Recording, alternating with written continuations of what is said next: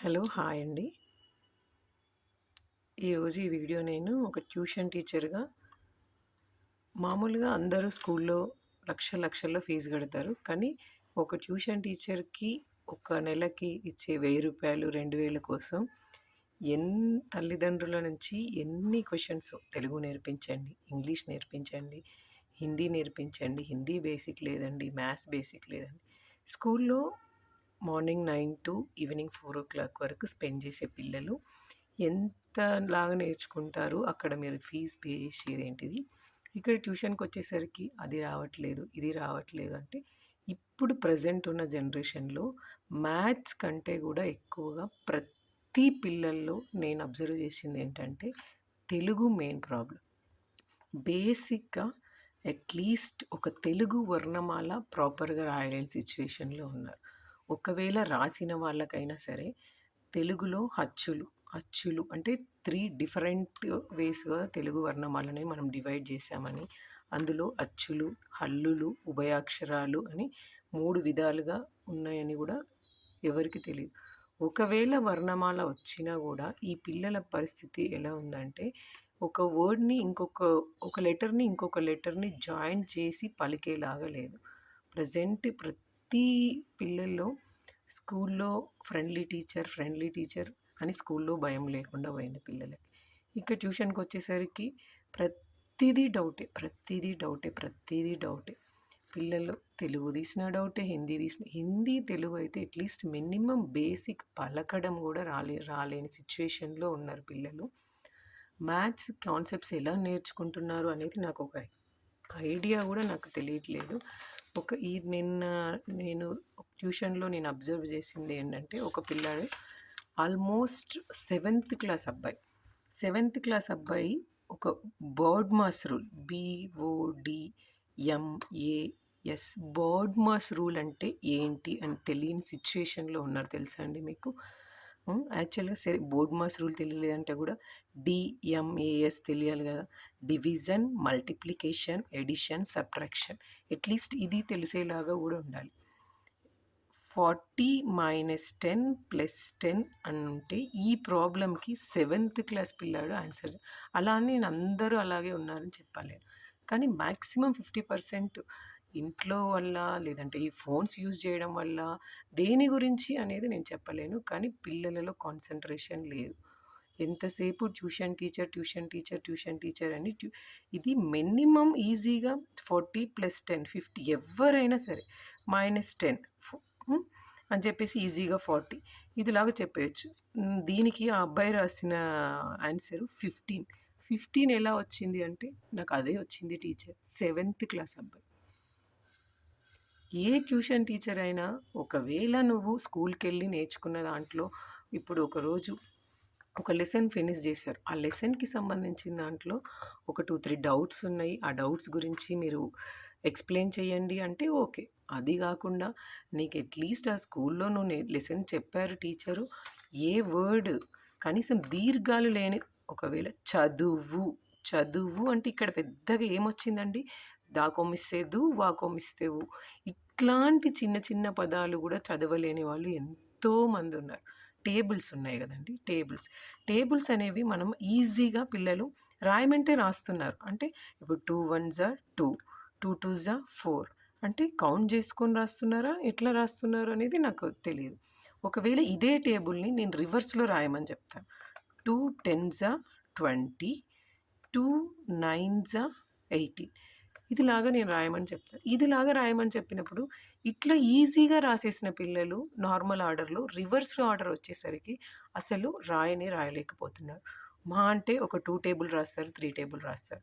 6 table నుంచి వాళ్ళసలు 6, 7, 8, 9 ఈ 4 tables రాయమంటే వాళ్ళకెంత కష్టమవుతుందో తెలుసా అండి? ఈ ప్రెజెంట్ డేస్‌లో ఓన్లీ ట్యూషన్ టీచర్ అని గాకుండా ట్యూషన్‌లో 2 అవర్స్ ఉంటారు. ఆ డే మొత్తం 9:00 నుండి 4:00 వరకు జరిగిన 7 సబ్జెక్ట్స్‌లో ట్యూషన్ టీచర్ ఎన్ని సబ్జెక్ట్స్ కవర్ చేయగలుగుతది? మీరు గూడా యాస్ ఎ పేరెంట్స్ లాగా కొంచెం ఎట్లా అంటే మేడం మీరు ఈరోజు ఈ 2 సబ్జెక్ట్స్ ఫినిష్ చేశారా? ఇంకేమన్నా మిగిలిపోయిందా? మేమేమన్నా చెక్ జేయాలా? మీరు కూడా పేరెంట్స్‌గా డైలీ ట్యూషన్‌లో ఏం చేసావు స్కూల్? అట్‌లీస్ట్ మినిమమ్ ఒక 10 మినిట్స్ అబ్జర్వ్ చేయండి. తెలుగు వస్తుందా మా వాడికి? హిందీ వస్తుందా? మ్యాథ్స్ వస్తుందా? అసలు ట్యూషన్‌కెళ్ళి వాడు ఏం జేస్తున్నాడు? స్కూల్‌కెళ్ళి వాడు ఏం జేస్తున్నాడు? అట్‌లీస్ట్ అబ్జర్వ్ చేయండి. ఇది ఏం చేయకుండా ట్యూషన్‌కి పంపిస్తున్నాము, మార్క్స్ రావట్లేదు, ట్యూషన్‌కి పంపిస్తే మార్క్స్ వస్తాయా అండి? హ్మ్. వాడు ప్రాపర్‌గా కాన్సంట్రేట్ జేసి స్కూల్‌లో టీచర్ ఏం జెప్తున్నారనే క్లాస్‌ని అబ్జర్వ్ జేయాలి. అదే విధంగా ఆ అబ్జర్వ్ జేసిన దాన్ని వచ్చి మళ్ళీ రివైజ్ చేయాలి. డౌట్స్ ఉంటే ఎక్స్‌ప్లెయిన్ జేయించుకొని, డౌట్స్ ఎక్స్‌ప్లెయిన్ జేసి ప్రాపర్‌గా వాడిని కూర్చోబెట్టి ఈ లెసన్ చదువు అని చెప్పగలుగుతాం గానీ, వాడికి వచ్చేంత వరకు అంటే మనం ఏం జేయలేం గదా! నేను నిన్న చెప్పాను గదా! ఇప్పుడు ఈ మ్యాథ్స్ అబ్జర్వ్ జేసిన పిల్లాడిలోనే నేను ఇంకొకటి అబ్జర్వ్ జేశాను. ఏంటి అంటే తెలుగు వర్ణమాలలో 52 లెటర్స్ ఉంటే 52 లెటర్స్‌లో తను అట్‌లీస్ట్ 45 లెటర్స్ రాయలేకపోయాడు. అది మిస్ చేసి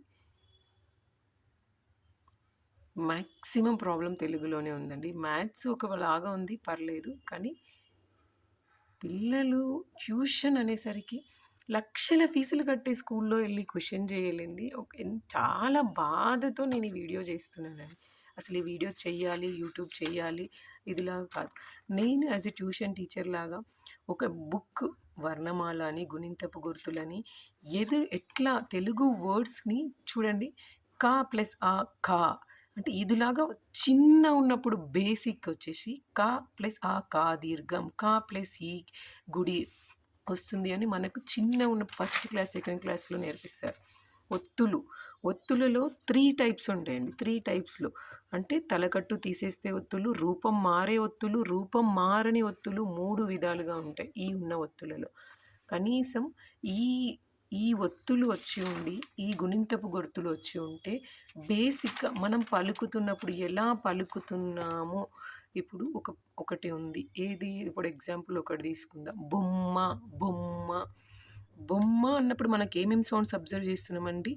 బ, ఓ, ఓ, మ. అనేది స్ట్రెస్ అవుతుంది. అప్పుడు ఈ బా, ఓ స్ట్రెస్ చేస్తున్నప్పుడు ఈ ఓ అనే లెటర్‌కి వచ్చే గుణింతపు గుర్తుని ఓ ఓ గుణింతపు గుర్తుని దీన్నే యాజ్ ఇట్ ఈస్‌గా తీసుకొని బొమ్మ, బొమ్మ అని ఇదిలాగా రాయాలి. అంటే స్ట్రెస్ అవుతున్నప్పుడు సేమ్ లెటర్ ఇది ద్విత్వాక్షరం కింద వస్తది. సేమ్ లెటర్‌కి సేమ్ ఒత్తు వచ్చినప్పుడు ద్విత్వాక్షరం కింద వస్తది. ఈ బా సారీ అండి ఇది ఫస్ట్ బా. బా ప్లస్ ఓ అని వచ్చినప్పుడు ఈ ఓ అని లెటర్‌కి అచ్చుకుండే గుణింతపు గుర్తు ఈ ఓత్వం అనేది వచ్చి బా మీద చేరుతుంది. దానివల్ల బొమ్మ. అంటే మనం ప్రొనౌన్సియేషన్ చేసిన దాంట్లోనే మనం తెలుగు ఎలా రాయాలి? అదిలాగే హిందీ, అదిలాగే మ్యాథ్స్. కానీ ఎందుకు పిల్లలనేది అసలు నేను ఆ పిల్లల కోసం ఒత్తుతో వచ్చే పదాలు మా, యా ఎంత రిస్క్ తీసుకున్నా గూడా ఆ తల్లిదండ్రులు ఏం అంటే ట్యూషన్‌కి పంపిస్తున్నాము. మార్క్స్ రావట్లేవు. అదిలాగే హిందీ కోసం ప్రతీదీ ఆ మీద వచ్చే లెటర్స్, ఆ మీద వచ్చే లెటర్స్, ఈ మీద వచ్చే లెటర్స్ ఇంతలాగా కష్టపడి, ఇంతలాగా చేసి మ్యాథ్స్ అయితే టేబుల్స్ అని, స్క్వేర్స్ అని, క్యూబ్స్ అని, ఫ్యాక్టర్స్ అని, మల్టిపుల్స్ అని ఎంతో రిస్క్ తీసుకొని చేస్తున్నా గూడా పేరెంట్స్ ఇవన్నీ చెప్తారండి. ఈ విషయం నేను ఇక్కడ చెప్పొచ్చో లేదో నాకు తెలీదు. ఫీజ్ ఫీజు దగ్గరకొచ్చేసరికి ఇచ్చే ఆ రూ. 1000 ఆ 1500 అయినా సరే టైంకి ఇస్తారా? లేదు. దానికి ఇవన్నీ క్వెషన్స్ మీరేం చెప్పారు? మా అబ్బాయికి మార్కులు రాలేదు. అంటే 12 మంత్స్ ఉన్న స్కూల్‌లో ఆ 12 మంత్స్‌లోంచి హ్మ్, మాక్సిమం ట్యూషన్‌కి ఒక 8 మంత్స్ వస్తారండి. హ్మ్. 8 మంత్స్‌లో మంత్లీ రూ. 1000 అంటే రిమైనింగ్ 4 మంత్స్ ఆ టీచర్ ఎలా సర్వైవ్ అవుతుంది? ఏంటి? అనేది ఎవ్వరికైనా కనీసం ఒక ఐడియా ఉందా? నేనిది ఒక ట్యూషన్ టీచర్‌గా నేను 5 ఇయర్స్ నుంచి ఒక ట్యూషన్ టీచర్‌గా లైఫ్‌ని లీడ్ చేస్తున్నానండి. దీని గురించి నేను ఎన్నో మాట్లాడాలనుకుంటున్నాను. ఒకవేళ మీకు గనుక ఇంట్రెస్ట్ ఉంటే నేను ఇదేలాగే ట్యూషన్‌కి సంబంధించిన కాన్సెప్ట్స్ గానీ, స్టడీకి సంబంధించిన Telugu, Hindi, maths, physics concepts గానీ ఏవైనా సరే క్లియర్‌గా ఇంట్లో ఉండే పేరెంట్స్ వాళ్ళ పిల్లలకి ఈజీగా చెప్పుకునేలాగా అంటే ప్రెజెంట్ మనం నేర్చుకున్నప్పుడు ఉన్న సిట్యుయేషన్‌లో ఉన్న ఎక్స్‌ప్లనేషన్ కొంచెం డిఫరెంట్‌గా ఉంది. దానికి కూడా నేను ఒక ఎగ్జాంపుల్ చెప్తానండి. మనం చిన్నగున్నప్పుడు 24, 32 జస్ట్ 4+2 అంటే మన ఫింగర్స్‌లో ఎడిషన్ చేసుకొని 6, 3+2 5 ఇదిలాగా ఎడిషన్ చేసాం.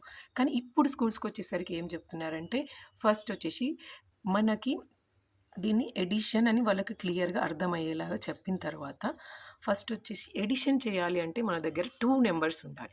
ఆ 2 నంబర్స్‌ని ఫస్ట్ మనం నంబర్స్ అని చెప్పకుండా యాడ్ అండ్ 1, యాడ్ అండ్ 2 అదిలాగా యూజ్ చేయాలి. అప్పుడు యాడ్ అండ్ 1, యాడ్ అండ్ 2 రెండింటికి వచ్చిన రిజల్ట్‌ని మనం ఇక్కడ వచ్చేసి సమ్, యాడ్, టోటల్ అనే ఈ వర్డ్స్‌తో మాత్రమే రిప్రజెంట్ చేయాలి అని ప్రతి ఒక్కరికి స్కూల్‌లో ఎక్స్‌ప్లనేషన్ ఇలా ఉంటుంది. మనం స్కూల్‌లో వాళ్ళు ఇదిలాగా ఎక్స్‌ప్లెయిన్ చేసింది మనం ఇంటికి రాగానే 24, 32 రాసుకో నాన్న 4 ఫింగర్స్ ఓపెన్ చేయి, 2 ఫింగర్స్ ఓపెన్ చేయి, 4+2 6 రాసేసేయి నాన్న అదిలాగా చెప్పడం కాదండి. ప్రతి ఒక్కరు కూడా ఫస్ట్ ఆ పిల్లాడికి స్కూల్‌లో టీచర్ ఏ టైప్ ఆఫ్ మోడ్‌లో ఎక్స్‌ప్లెయిన్ చేసింది. అదే టైప్ ఆఫ్ మోడ్‌లో మనం ఎక్స్‌ప్లెయిన్ చేయగలిగితే కంపల్సరీ బాబుకి ఇంట్రెస్ట్ ఉంటుంది. ఒక కన్‌ఫ్యూజన్ ఉండదు. వాళ్ళు క్లియర్‌గా నేర్చుకుంటారు. ఈ వీడియో మీకు నచ్చినట్లయితే లైక్, సబ్స్క్రైబ్ చేయమని నేను చెప్పట్లేదు. జస్ట్ ఏదైనా ఇలాంటి స్టడీకి సంబంధించిన ఇన్ఫర్మేషన్ గురించి నేను వీడియోస్ చేయాలి అనుకుంటున్నాను. మీరు ఎంకరేజ్ చేయాలనుకుంటే వీడియో పూర్తిగా చూడండి. Thank you very much.